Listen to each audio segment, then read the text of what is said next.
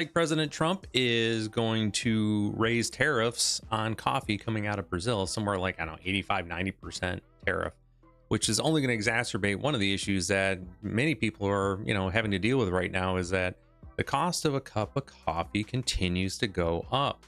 It has gone obviously with inflation as a whole. We've seen a 25 to 30% just rise in costs across the board, but coffee is one of those that actually moved up rather quickly. And right now we're going to take a look at an article here in a second that they actually break down the number of minutes it takes to buy a regular cup of coffee. And we're also going to look at Starbucks too, what the amount of time you have to work in order to be able to purchase one regular cup of coffee. And the reason I'm bringing this up here, and again, this is more of a, we know coffee's expensive, but it's very similar, like saying the Big Mac index or other things that you've seen is what's the cost of, something that is nearly a staple. I'm not saying Big Mac is a staple, but we need coffee in the morning. We like our coffee and our tea, but to be able to measure that between the different spots, that's what we're going to look at here. And it has to do with affordability, right? There's one of the things that we're seeing with numbers of people, especially in the retail world, is that people are being more discerning about where they're spending their hard-earned capital at. And they're finding places that they want to cut back. And one of those happens to be in the coffee world right now, where people are maybe downsizing. They've gone from having their, let's say their large caramel macchiato, right, with an extra shot. And now they're just getting a regular iced coffee and then adding in some flavor, something simpler like that. And they're bringing it down, but the costs are there. So, let's get into this here. Again, for those that don't know, my name is Ryan Howe. I am a business coach that works out of West Michigan around the country. Come here live on YouTube pretty much every single day, just sharing information I share with my clients, and I hope to earn your subscription. Now, this is from Coffeeness.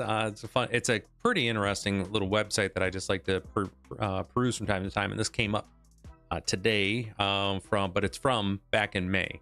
Now, the numbers are probably still right there, but I just thought this was an interesting piece I wanted to bring to you. Now, working for coffee, this time, again, the time it takes to afford a cup of joe. Now, individual went through and did some research on this. Now, we can all agree on the fact that coffee prices haven't been going down lately. Indeed, like everything else, feels like daily caffeinated treat just keeps getting more and more expensive. And there's plenty of factors to pay. Like we said, coffee harvest, labor supply, and energy costs.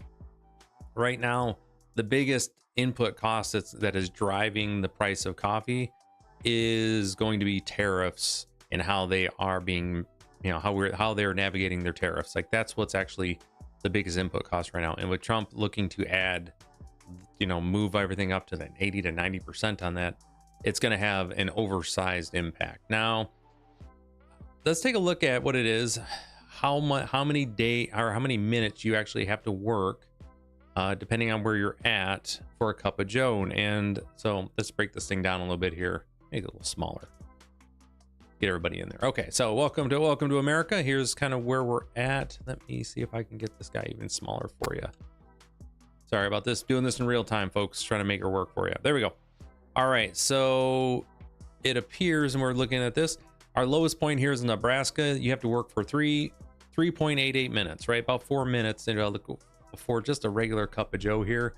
And it seems to be the average is about right around 5.25 minutes to afford just a regular cup of joe that they have here. So I'm up here in Michigan, it's 5 minutes, but there's some interesting stuff in here. Look at Louisiana's down here.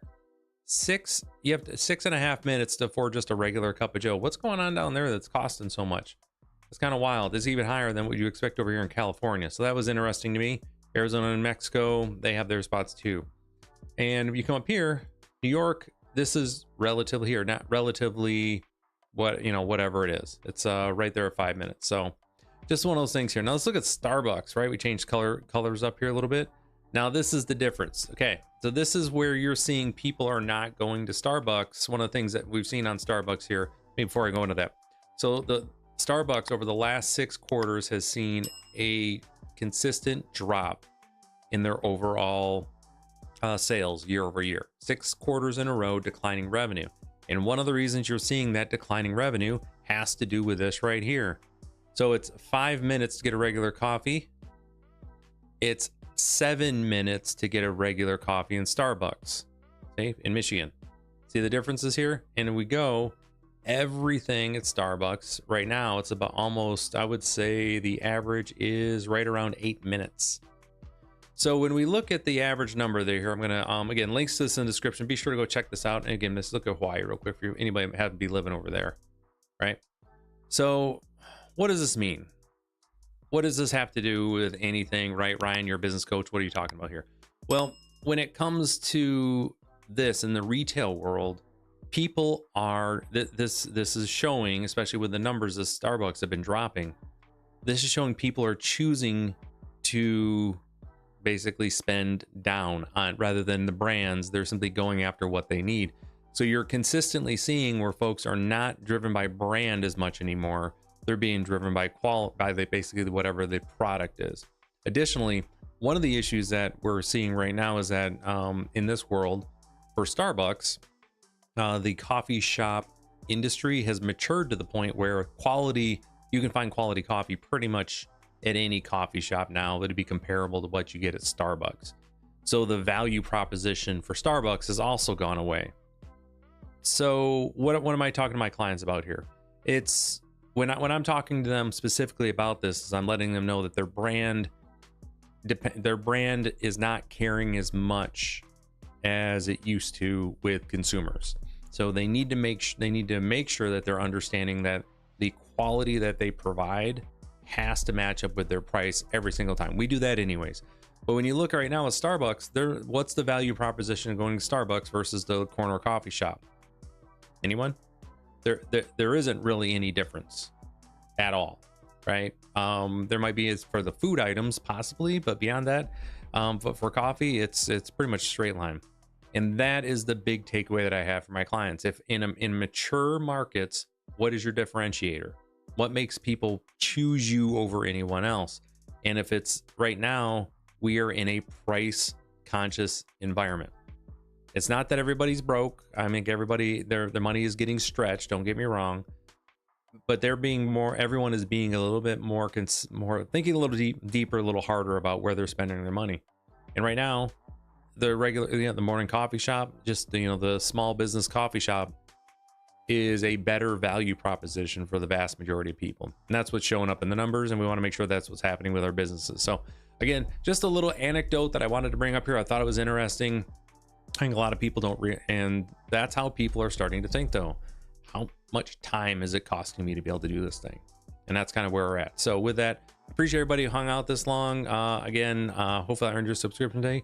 One thing additionally, if you are a business owner who is interested in how I help businesses grow and prepare them to be able to sell, go ahead and check out my website at summitbusinessguys.com. There's also a link in the description for this video where you can go take 15 minutes and take the value builder assessment. It's what I use to evaluate businesses and find out how ready they are to sell. And what's great, it takes about 15 minutes. It doesn't cost anything. You are then going to have a number and have some information that's going to specifically help you understand where your business is at and steps that you can take to improve. All right. So again, links in the description. Be sure to go check that out. All right. Thanks everybody.